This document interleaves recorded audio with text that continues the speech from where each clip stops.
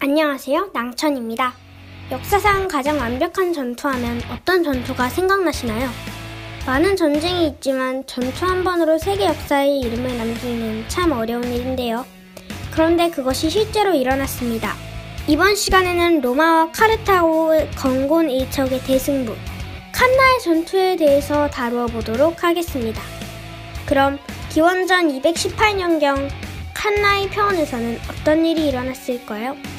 한니발은 과거에 있던 1차 포에니 전장이 시칠리아와 북아프리카에 한정되었고, 그로 인해 안방이 털린 카르타고는 오랜 전쟁의 경제적 타격을 입었던 것이 패배한 원인이라고 분석합니다.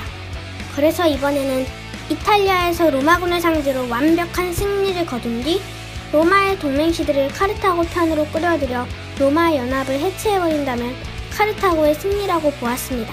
간단히 말하면 우리 본진 근처가 아니라 적의 본진 쪽으로 기습적인 뒤치기를 계획했다는 것이죠.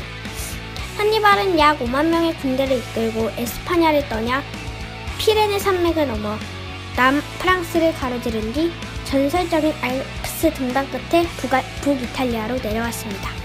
나폴레옹이 내 사전에 불가능은 없다 라고 2000년 전에 벌써 군대를 이끌고 알프스를 군대를 가지고 넘은 것이죠. 한니발의 군대는 고작 보병 2만, 기병 6천에 불과했지만 갈리아족 용병을 설득하고 끌어들여 부족한 병력을 보강했습니다.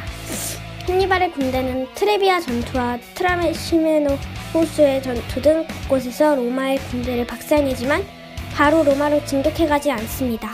공성 무기가 부족했고 포위 중 아직 외부에 주둔 중인 로마군이 동맹시들과 합류해 앞뒤로 공격하다면 격파될 위험이 있었던 데다 카르타고에게 보급과 보조병력을 지원해주고 있던 갈리아의 세력군과 멀리 떨어져 있었기 때문입니다. 한편 두 전투에서 패배한 로마군은 비상사태에 돌입, 파비우스를 독재관에 임명하고 전권을 부여했습니다.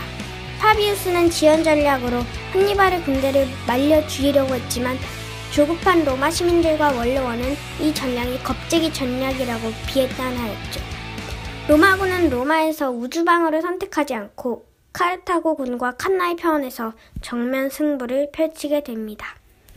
물론 이렇게 보면 성급히 로마군이 감정적으로 전투를 치렀다고 오해할 수 있지만 로마군의 준비도 철저했습니다. 신임 접전관이 선출되고 칸나의 전투가 벌어진 7개월에 걸쳐 전투를 철저히 피했는데 이는 새로 징병한 신병의 훈련이 끝날 때까지 기다린 것입니다.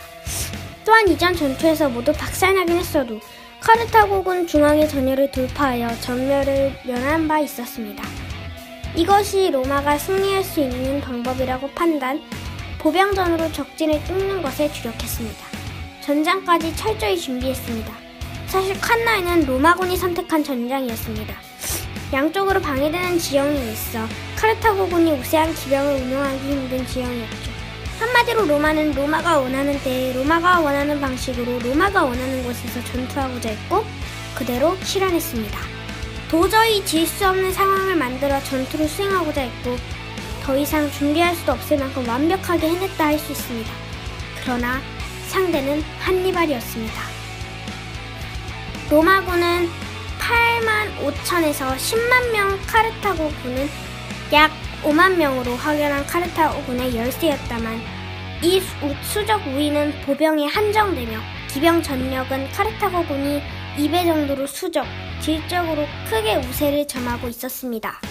로마군은 로마 군단병을 오른쪽에 배치, 동맹군 보병을 왼쪽에 배치했습니다. 로마군은 엄청난 숫자를 통해 보병 부대의 질량으로 카르타고 보병 대열을 밀어 뚫어버리는 작전을 시도한 것이죠. 따라서 기병대가 측면에서 버텨주는 것이 난관이었는데 로마군 우익에는 아우피디우스 강이 흐르는 것을 차가 오른쪽 부대에 1600명의 기병을 배치하여 파울루스가 이들을 직접 지휘하고 바로에게는 4800명의 기병 부대를 맡겨 왼쪽에서 한니발의 기병을 저지하게 했습니다. 강 때문에 공간이 제한되어 조금이라도 오래 버틸 수 있으려는 계산이겠죠. 하지만 한니발은 로마군의 전략을 완전히 잃고 있었습니다. 로마군이 질량으로 카르타고군을 완전히 밟아버리는 것을 예측한 한니발은 그 유명한 초승달 대형을 시도합니다. 일직선보다 초승달 형태로 튀어나온 쪽이 더 오랫동안 뚫리지 않고 뒤로 물러날 수 있는 전형이기 때문이었죠. 뿐만 아니라 초승달 형태가 되면 로마군이 자연스레 공격을 튀어나온 앞부분에 집중하게 되고 로마군은 중앙을 향해 자연스레 몰리게 돼 자연스레 포위 공격을 할 수 있게 되죠. 그러나 이를 위해서는 일선 부대가 심각한 피해를 볼 것이 명백합니다. 또한 이 중앙 부대가 로마군을 공격을 견디지 못하고 패주한다면 포위고 뭐고 끝장이었죠. 그래서 한니발은 자신이 직접 중앙의 보병을 지휘하기로 하였는데 이로써 중앙의 카르타고군은 그들의 사령관과 함께 로마군과 싸우게 되었고 이는 카르타고군의 사기를 높이는 데 도움이 됩니다. 전투가 개시되자 한니발은 마지막으로 전열을 재정비시키고 하스드루발이 이끄는 갈리아 귀족 중기병과 스페인 중기병대로 구성된 카르타고 왼쪽 기병대가 로마군을 향해 돌진합니다. 숫자에서 압도적으로 불리했던 로마군 오른쪽 기병은 카르타고 기병대에게 순식간에 박살납니다. 카르타고군에게 돌출된 중앙부대는 로마군의 집중 공격을 받게 되고 이때 횡대를 이룬 로마군의 대열은 중앙 쪽으로 집중됩니다. 그러나 집중 공격을 받아도 대형을 잘 유지할 수 있었는데 이유는 고대 유럽의 중보병 전투 방식에 기인하는데요. 당시의 전투는 두 군대가 조우하면 서로 방패를 들고 접근, 찌른 뒤 다시 방패로 보호하고 찌르고 방패로 보호하고 이를 반복하는 패턴으로 초반의 우열이 바로 가려지지 않기 때문입니다.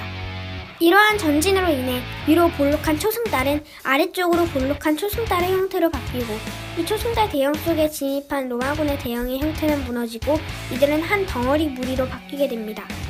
보병 전투가 이런 상황에 놓인 미하르발이 이끄는 한니발의 오른쪽 누미디아 기병은 성공적으로 바로의 기병을 견제하고 있었습니다. 이때 로마군 오른쪽 기병대를 박살낸 하스드루발이 이끈 한니발의 왼쪽 중기병 부대가 바로 기병대를 급습합니다. 바로의 기병들은 더 이상 버티지 못하고 격파되어 로마군의 좌우익은 붕괴합니다. 로마군 대열이 지나치게 밀어붙이는 바람에 로마 중앙군은 쉬고 있던 한니발의 정예 측면 아프리카 보병들을 지나쳐 전진했고 덕분에 자연스럽게 아프리카 보병대에게 측면과 후방을 노출됩니다. 한니발이 명령하자 아프리카 정예 보병들이 앞으로 전진하였고 이들은 어느 정도 전진하자 로마군의 측면에 위치하게 되었고 곧 이들은 방향을 중앙 쪽으로 돌려 로마군을 공격하기 시작했습니다.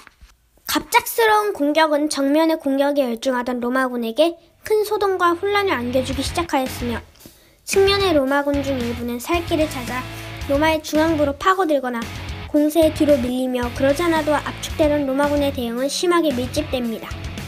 마침내 모든 로마군은 무기도 휘두를 수 없을 정도로 밀집됩니다. 운신이 불편할 정도로 압축되었을 때 타이밍을 맞추어 로마 기병을 추격하던 카르타고 기병이 추격을 중단하고 로마군의 후방에 도착합니다. 이렇게 되자 로마군은 멋지게 에워싸이게 되었고 카르타고군은 총 공격을 가는 일방적인 학살이 시작됩니다. 로마군은 전사자 약 5만 사로잡힌 포로 2만 명의 대부분 지휘관이 전사하는 엄청난 타격을 받게 됩니다. 이에 비해 카르타고군의 전사자는 7천여 명 정도로 그중 절반 정도는 켈트족 병사였죠.